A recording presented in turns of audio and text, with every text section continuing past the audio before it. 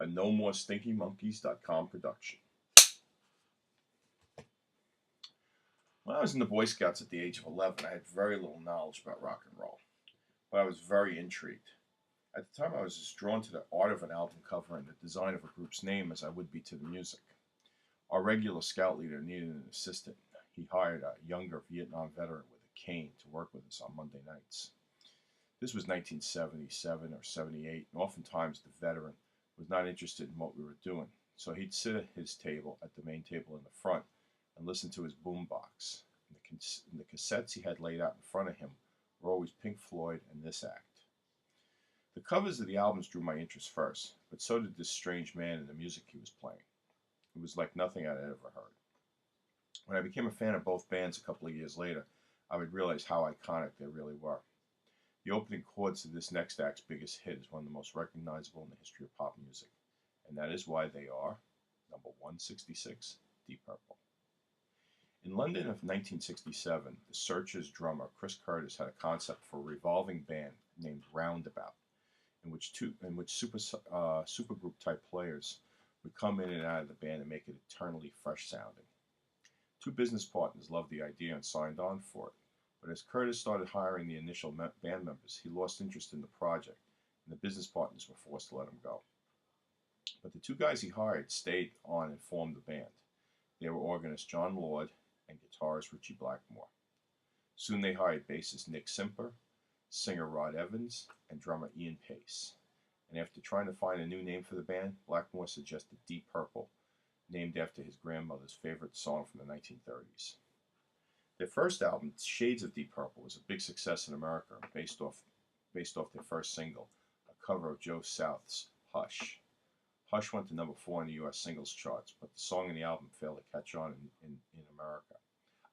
It failed to catch on in their home country of England. They had another hit in the U.S. with their next album, Book of Taliesin, and its single, Neil Diamond's Kentucky Woman. Viewing themselves as a Vanilla Fudge clone, their third album crashed and burned when their American record label did the same.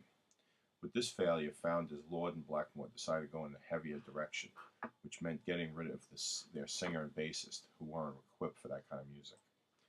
They hired Ian Gillan as the singer and bassist Roger Glover, and among the first rock bands to perform with an orchestra, in this case the Royal Philharmonic in London, in September of '69. And they finally found their success in England when their live album came out.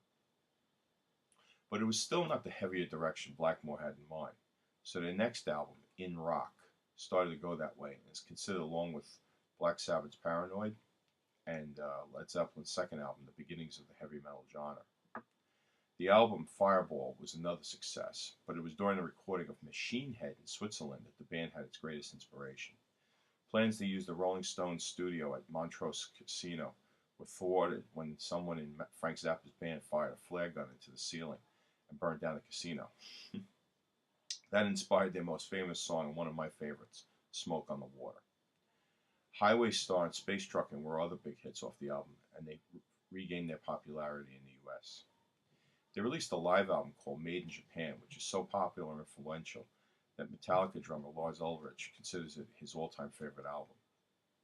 But internal pressures from constant touring caused Gillan and Glover to leave the band during all this success, and while the band continued to do well for a while after, they never reached the heights they could have due to these losses. Among the new people they brought in was future Whitesnake singer David Coverdale. When Blackmore left the band in '75, he formed another with Ryan James Dio called Ritchie Blackmore's Rainbow, and eventually it just became Rainbow. Dun dun dun dun dun dun dun dun dun dun dun dun dun from the Predator.